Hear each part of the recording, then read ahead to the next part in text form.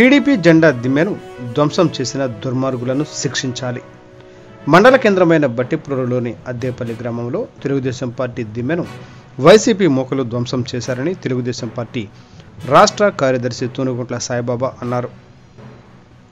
ఈ మేరకు స్థానిక వాసవి కన్యకా పరమేశ్వరి దేవస్థానంలో విలేకరుల సమావేశంలో వారు మాట్లాడుతూ, తెలుగుదేశం కూటమి అధికారం చేపట్టిన నాటి నుండి వైసీపీ మూకలు అరాచకాలకు పాల్పడుతున్నారని ఆయన అన్నారు.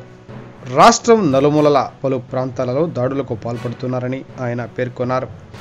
జెండా దిమ్మెను ధ్వంసం చేసిన ఎవరిని వదిలి ప్రసక్తి లేదని ఆయన పేర్కొన్నారు. ఈ సమావేశంలో పలువురు తెలుగుదేశం పార్టీ నాయకులు, జనసేన, బీజేపీ నాయకులు పాల్గొన్నారు.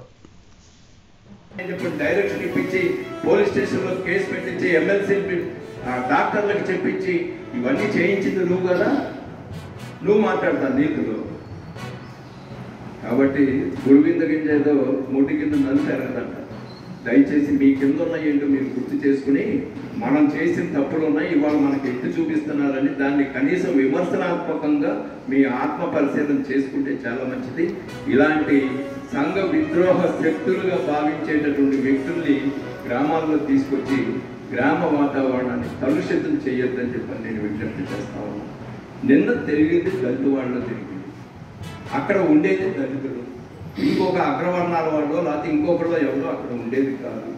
జరిగింది వాళ్ళ ప్రాంతంలో వాళ్ళకు సంబంధించినటువంటి పెట్టుకున్న జెండా దిమ్మ పెట్టుకుంది దళితులే, రాజశేఖర రెడ్డి విగ్రహం పెట్టుకుంది దళితులే. నిన్న దాన్ని పగలగొట్టడానికి జరిగినటువంటి దిమ్మ పగలగొట్టడానికి జరిగిన సంఘటనలో ఉన్నది దళితులే. ఇవన్నీ వదిలేసి నువ్వు ఏదో ప్రగల్భాలు పలికి ఇదంతా సాయిబాబా చేయించాడని చెప్పనంటే, అంటే ఇక్కడ టార్గెట్ చేసి నన్ను ఏదో భయపెడితే నేను తగ్గి పార్టీ నుంచో లేదా క్రియాశీలకంగా మానేస్తానో నువ్వు అనుకుంటే నువ్వు కాదు కదా. ఈ 30 ఏళ్లలో చాలామంది నా మీద ప్రయోగాలు చేశారు. తప్పనిసరిగా దాని మీద కేసు రిజిస్టర్ చేసి ఎవరైతే ఉన్నారో వాళ్ళ మీద చట్టపరంగా చర్యలు తీసుకుంటా ఉన్నారు. మేము కూడా కోరింది చట్టపరమైన చర్యలు తీసుకోమని. ఆయనలాగా ప్రేరేపించినట్టు రెచ్చగొట్టినట్టు నేను కూడా వీళ్ళందరినీ రెచ్చగొట్టి ఆ పగలు కొట్టిన వాళ్ళు ఎవరో తెలుసు, ప్రాథమిక సమాచారంలోనే కొంత సమాచారం ఉంది.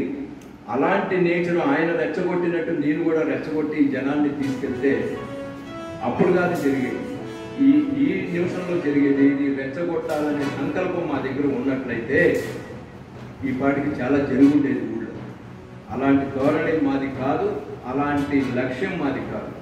మాకున్నదల్లా గ్రామాన్ని అభివృద్ధి చేసుకుందాం, ప్రజలకు కావాల్సిన సంక్షేమాన్ని అందించుకుందాం, తద్వారా ప్రజల సానుభూతి అభిమానాన్ని పొంది రాబోయేటటువంటి ఎన్నికల్లో కూడా తెలుగుదేశం పార్టీ విజయం బావుట ఎగరేయాలనేదే మా లక్ష్యం తప్ప ఇలాంటి రెచ్చగొట్టి లబ్ధి పొందాలనే ఉద్దేశం అయితే మాకు లేదు. కొంచెం మీరు హైలైట్ చేసి ప్రజలకి ఇలాంటి రెచ్చగొట్టేటటువంటి సందేశాలు వెళ్ళకుండా ప్రశాంతమైన వాతావరణంలో ప్రజలు సహజీవనం చేయాలి కలిసిమెలిసి అని చెప్పని సందేశాన్ని ఈ సందర్భంగా మీ ద్వారా ప్రజలకు తెలియచేయమని చెప్పని ప్రెస్ రిపోర్టర్స్ అందరికీ విజ్ఞప్తి చేస్తూ, మరి పాల్గొన్నటువంటి ప్రెస్ రిపోర్టర్స్కి, అలాగే తెలుగుదేశం పార్టీ నాయకులు, కార్యకర్తలు, జనసేన పార్టీ నాయకులు, కార్యకర్తలు, బీజేపీ వారికి అందరికీ కూడా పేరు పేరున హృదయపూర్వకంగా తెలుగుదేశం పార్టీ తరఫున ధన్యవాదాలు తెలియజేస్తా ఉన్నా. Thank you very much. కేవలం మీరు అడగాలనుకుంటే మీరు కార్యకర్తలు కూడా మీ ప్రాంతాల్లో పెన్షన్స్ పంపిణీ చేసే పక్కన ఉండండి, వాళ్ళతో ఫోటోలు దిగండి, చెప్పండి చంద్రబాబు నాయుడు గారు పాంప్లెట్లు కూడా పంపిస్తున్నారు, సాయంత్రం అవన్నీ కూడా వస్తాయి. ఆ పాంప్లెట్ని ప్రతి ఇంటికి ఇచ్చేటటువంటి అవ్వాతాతలు కావచ్చు, వికలాంగులు కావచ్చు, వితంతులు కావచ్చు, ఒంటరి మహిళలు కావచ్చు, దాదాపు 27 రకాల పెన్షన్లు ఉన్నాయి. ప్రభుత్వం రకరకాలుగా కేటగిరీల్లో ఇచ్చే పెన్షన్స్, ఆ పెన్షన్స్ అన్నీ కూడా మనకి ఉన్నంత మన ప్రాంతంలో ఉన్న తెలుగుదేశం పార్టీ నాయకులు, కార్యకర్తలు కూడా రేపు ఉదయం ఎవరెవరు మీ ప్రాంతానికి వస్తుంది అనేది పంచాయతీ ఆఫీసులో తెలుస్తుంది. కాబట్టి ఒకసారి స్థానిక పంచాయతీ ఆఫీసులో ఈ పాంప్లెట్స్ వస్తాయి. ప్లస్ మీ ఏరియాలో ఎవరు డిస్ట్రిబ్యూషన్ చేస్తున్నారు అనేది కూడా వాళ్ళే చెప్తారు. కాబట్టి వాళ్ళ నెంబర్ తీసుకుని మీరు వాళ్ళతో కాంటాక్ట్ చేసి, మీ 6 గంటలకి పెన్షన్ స్టార్ట్ అవుతుంది కాబట్టి వాళ్ళు ఎక్కడుంటే అక్కడ మీరు తిరగగలిగినంత వరకు వాళ్ళతో పాటు పక్క నుండి పాంప్లెట్ ఇవ్వడం తెలుగుదేశం పార్టీ తరఫున జరుగుతున్న సంక్షేమ కార్యక్రమానికి ఇది చంద్రబాబు నాయుడు హామీ ఇచ్చిన మేరకు అమలుపరిచాడు అన్నటువంటి నినాదాన్ని మనం ప్రజల్లోకి తీసుకెళ్ళాలి. కాబట్టి తెలుగుదేశం పార్టీ శ్రేణులు అందరూ కూడా రేపు పెన్షన్స్ కార్యక్రమంలో ఇంటింటికి తిరిగి పంచే కార్యక్రమం చూడండి. రెండోది 9:30 గంటలకల్లా మన కార్యకర్తలు, శ్రేణులు, నాయకులు అందరూ ఆఫీస్కి వస్తే ఆనందబాబు గారిని రిసీవ్ చేసుకుని ఆ డిస్ట్రిబ్యూషన్ కార్యక్రమంలో పాల్గొని అక్కడ చెప్పినటువంటి కార్యక్రమాలు పూర్తయిన తర్వాత ఆయన్ని వేరే మండలానికి వెళ్ళిపోతారు. కాబట్టి దయచేసి ఈ కార్యక్రమాలన్నిటికీ సహకరించవలసిందిగా ప్రెస్ రిపోర్టర్స్ కూడా రేపు జరిగేటటువంటి పెన్షన్ డిస్ట్రిబ్యూషన్ కార్యక్రమంలో ఆనందబాబు గారి కార్యక్రమాల్లో పాల్గొని వాటిని కూడా కవరేజ్ చేయవలసిందిగా మీకు విజ్ఞప్తి చేస్తూ, మరి ఈ సందర్భంగా తప్పనిసరిగా బాధ్యులైనటువంటి అధికారులు కావచ్చు, ప్రజాప్రతినిధులు కావచ్చు, వాళ్ళకి పనిష్మెంట్ ఇచ్చే విధంగా ఈ ప్రభుత్వంలో ఆనందబాబు గారి నాయకత్వంలో మేమందరం కూడా కలిసి కష్టపడి పనిచేసి నిజాయితీగా గెలిపించుకున్న దానికి నికార్సైన పరిపాలన, నిజాయితీతో నీతివంతమైన పరిపాలన రాబోయే 5 సంవత్సరాలు కూడా ఈ నియోజకవర్గంలో ఆనందబాబు గారి ఆధ్వర్యంలో అందించి ప్రజలకు కావాల్సినటువంటి అభివృద్ధిని, సంక్షేమాన్ని రెండింటినీ కూడా మరి తెలుగుదేశం పార్టీ హయాంలో సాధించి చూపించి మళ్ళా 2029లో ప్రజల ముందుకు వెళ్తామనేటటువంటిది ఈ సందర్భంగా మరి అందరికీ, ప్రజలకి, అలాగే తెలుగుదేశం పార్టీ శ్రేణులకు కూడా తెలియజేస్తూ, మరి రేపు 1వ తారీఖు పెన్షన్ల పంపిణీ కార్యక్రమం ఉంది. మరి చంద్రబాబు నాయుడు గారు ఎన్నికల సందర్భంలో చెప్పడం జరిగింది, 3000 పెన్షన్ని 4000 చేస్తాను అవ్వాతాతలకి.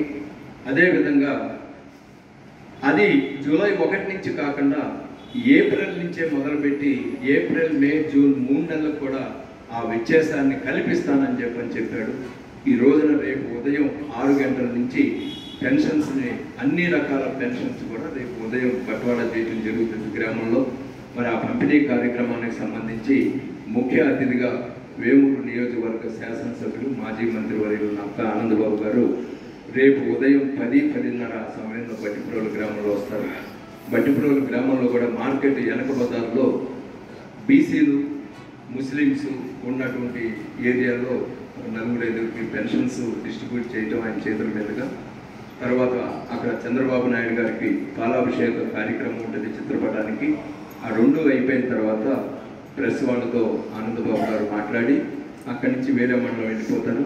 కాబట్టి ఈ సందర్భంగా మన శ్రేణులు, పార్టీ శ్రేణులు కూడా అందరికీ చెప్పేది విజ్ఞప్తి ఒకటే, మీ ప్రాంతాల్లో ఈ పెన్షన్స్ డిస్ట్రిబ్యూట్ చేసేటటువంటి సమయంలో మీరు అలాంటి ఆలోచనలు మానుకోండి. కులాల మధ్య, మతాల మధ్య ద్వేషాలు రెచ్చగొట్టద్దు. మనుషులు ప్రశాంతమైనటువంటి వాతావరణంలో బట్టిప్రోలు గ్రామం, వేమూరు నియోజకవర్గం పనిచేస్తూ ఉంది. ఎక్కడి నుంచో ఇక్కడికి వచ్చి ఇక్కడ కుల ఘర్షణలు, మత ఘర్షణలు తీసుకొచ్చి రెచ్చగొట్టేటటువంటి పరిస్థితి తేవద్దని చెప్పని మరి ఇప్పుడు ఉన్నటువంటి అశోక్ బాబు గారికి కావచ్చు, నాగార్జున గారికి కావచ్చు విజ్ఞప్తి చేస్తామన్నా. మేము చేసేటటువంటి తప్పుడు ఏదన్నా ఉంటే, మా తెలుగుదేశం పరిపాలనలో జరిగేటటువంటి తప్పుడు ఉంటే ఎత్తి చూపించండి, విమర్శించండి, ఆధారాలతో బయటకు రండి. తప్పు చేస్తే తప్పు చేసినటువంటి వాళ్ళకి దానికి తగినటువంటి పనిష్మెంట్ ఉంటుంది.